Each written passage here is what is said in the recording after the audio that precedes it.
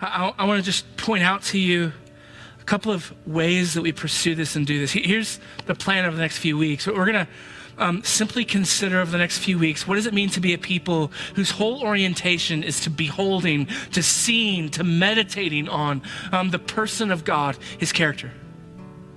It's how do we go to this book again and again and again, or how do we go to places like Glacier National Park, or yesterday afternoon, we're staying with some friends, and I was sitting in one of those camping chairs in the backyard. They have a backyard. We live in the city where we don't really have a backyard, or not a backyard like this, and there was just a line of trees, lots of different kinds of trees, and I just sat there and thought, what kind of God makes that many kinds of green?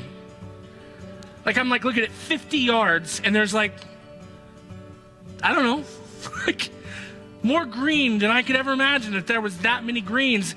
How do we become the kind of people that aren't constantly looking for the to-do, aren't constantly looking for a way to fix things, but simply can simply to look at this book, can simply sit in a backyard and see trees, or even better, stand in this room and look at lyrics that are simply driven to get us to do one thing. Fix our attention on the beauty of God. But in this text, he first says, I want to go into the presence of God. I want to fix my attention on the character and the nature, the very face of God. And then as a result, I want to respond in worship. So here's something I want to ask you to do at least one time this week. To take this book, and I want you to go to it and don't ask the question, what should I do? How should I live? What should I do differently with my life as you look at it? I want you to read a section, and it can be anywhere. I love doing this with the Gospel of John. I love doing it with the Psalms. And I just want you to ask one question. What is he like? What kind of God is this?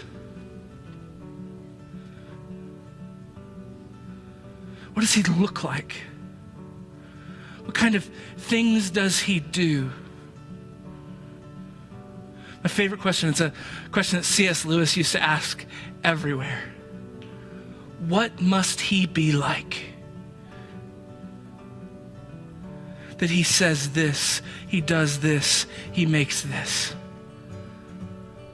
Fix your attention on it. If you're like me, it helps me a lot to write it down in a journal. Here's what I saw of the nature and the character of God today. And then pray in response to God as you see it.